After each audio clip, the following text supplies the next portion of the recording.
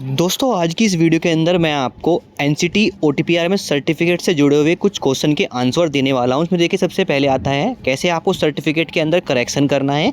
दूसरा क्वेश्चन आता है अगर आपका एनसीटी ओटीपीआरएमएस सर्टिफिकेट जो एप्लीकेशन फॉर्म है वो रिजेक्ट हो गया यानी डिसअप्रूव शो कर रहा है तो इस केस में आपको करना क्या है। थर्ड क्वेश्चन आता है काफ़ी दिनों से आपका जो एप्लीकेशन है वो पेंडिंग शो कर रहा है यानी आपका सर्टिफिकेट बन के रेडी नहीं हुआ है और आपकी जो वेरिफिकेशन है वो पेंडिंग शो कर रही है तो इस कंडीशन में भी आपको करना क्या है।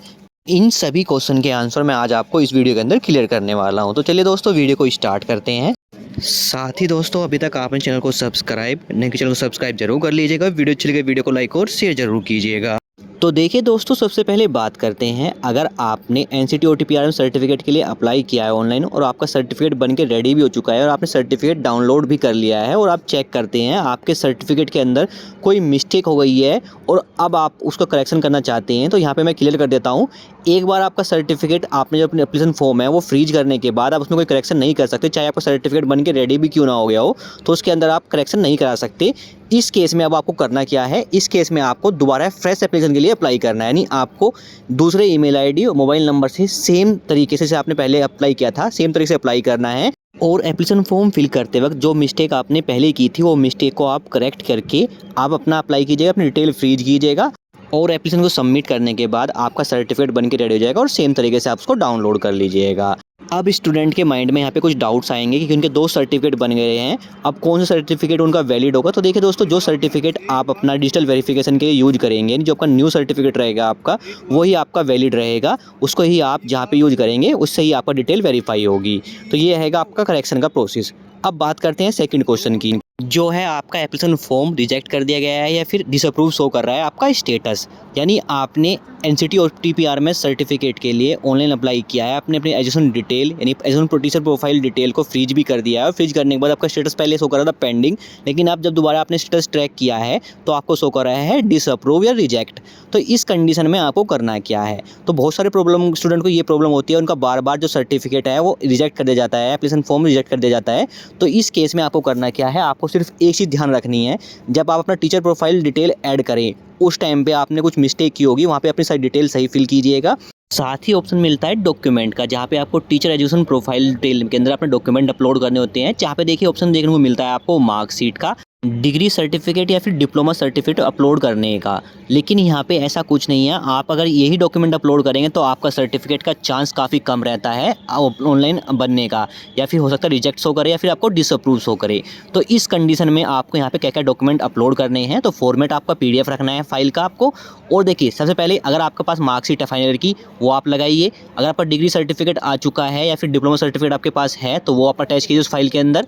साथ ही अगर आपके पास डिग्री सर्टिफिकेट या फिर अपना डिप्लोमा सर्टिफिकेट नहीं है तो आपका प्रोविजनल सर्टिफिकेट भी आप यहाँ पे ऐड कर सकते हैं पीडीएफ फाइल के अंदर। साथ ही आपको जो आपका एनसीटी अप्रूव्ड जो आपका कॉलेज या यूनिवर्सिटी का एफिलिएटेड रहता है एप्लीकेशन रहता है उसके सर्टिफिकेट की फाइल आपको यहाँ पे अपलोड करनी है, जो कि आपको कॉलेज से मिल जाएगी फिर एनसीटी की वेबसाइट से मिल जाएगी।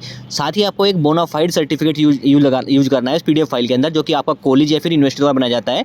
तो इस केस में जो आपका एनसीटी अप्रूव जो आपका एप्लीकेशन रहता है वो प्लस बोनाफाइड आपको कॉलेज से ही मिलेगा। तो अपने कॉलेज में जाइए, वहाँ से अपना बोनाफाइड बनवा लीजिए और वहाँ से एनसीटी अप्रूव जो फाइल है उसकी फाइल ले लीजिएगा। ये सारे डॉक्यूमेंट आपको अपने एक पीडीएफ फाइल के अंदर अटैच करने। इसमें देखिए आपका फाइनल की मार्कशीट रह जाएगी आपके कोर्स की, डिग्री सर्टिफिकेट डिप्लोमा सर्टिफिकेट की कॉपी है वो आप अटैच कीजिएगा, साथ में एनसीटी एफिलिएशन का यहाँ पे आपको फाइल अपलोड करनी है और आपका बोनाफाइड सर्टिफिकेट है वो यहाँ पे अपलोड करना है कि पीडीएफ फाइल के अंदर। मैक्सिमम साइज आपको 1 MB रखना है फाइल का और डॉक्यूमेंट वो ही यहाँ पे अपलोड करना है। अगर आप ये डॉक्यूमेंट अपलोड करेंगे तो जो आपका सर्टिफिकेट है विद इन 2 डेज के अंदर आपका वेरीफाई होकर बन के रेडी हो जाएगा। तो जिस स्टूडेंट का स्टेटस शो करता है डिसअप्रूव्ड या रिजेक्ट शो करता है उस स्टूडेंट को सिर्फ यही करना है, एक तो अपना टीचर एजुकेशन प्रोफाइल में सारी डिटेल सही फिल करनी है, दूसरा जो डॉक्यूमेंट अपलोड करेंगे उसका एक कॉम्बिनेशन बना के ही आपको यहाँ पे अपलोड करना है।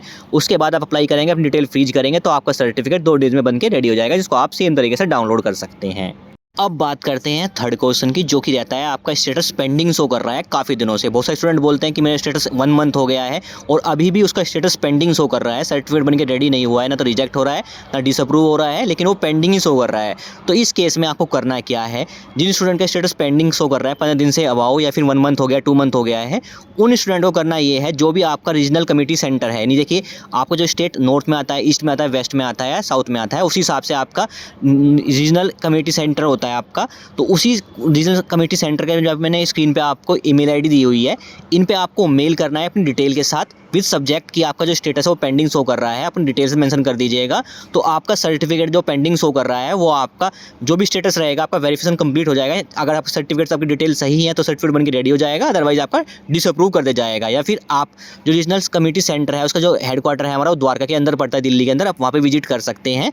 उस पर आप कॉन्टैक्ट कीजिएगा, वहाँ पे आपका सर्टिफिकेट पेंडिंग क्यों है उसका रीजन आप बताएंगे, या फिर जो वेरिफिकेशन कंप्लीट क्यों नहीं है उसका रीजन आपको देंगे और आपका वेरिफिकेशन वहाँ पे कर दिया जाएगा। और फिर आपका सर्टिफिकेट बनेगा या नहीं बनेगा वो आपके डॉक्यूमेंट वेरिफिकेशन के ऊपर ही डिपेंड करता है। साथ में अगर कोई टेक्निकल इशू आ रहा है आपको फॉर्म को फिल करते वक्त, तो आपको यहाँ पे मेल दिया गया है टेक्निकल क्वेरी के लिए, उस पर आप मेल कर सकते हैं विद सब्जेक्ट के साथ। तो जिन स्टूडेंट का यहाँ पे जो स्टेटस शो कर रहा है पेंडिंग, उनको सिर्फ जो अपना रीजनल सेंटर है आपका नॉर्थ ईस्ट वेस्ट जो भी आपका रीजनल कमेटी सेंटर है उस पर आपको कांटेक्ट करना है। उसकी ईमेल आईडी पर आपको एक मेल कर देना है अपने रजिस्टर्ड ईमेल आईडी से जिससे आपने अप्लाई किया है, अपनी डिटेल के साथ अपना रजिस्ट्रेशन आईडी जो भी डिटेल आपके पास अवेलेबल है वो चीज़ मेंशन करके आप मेल कर दीजिएगा। आपका जो स्टेटस है वो वेरीफाई हो जाएगा, यानी आपका जो स्टेटस पेंडिंग शो कर रहा था आपकी डिटेल वेरीफाई कर दी जाएगी। सर्टिफिकेट बनेगा या नहीं बनेगा वो आपके डॉक्यूमेंट वेरिफिकेशन के ऊपर डिपेंड करता है।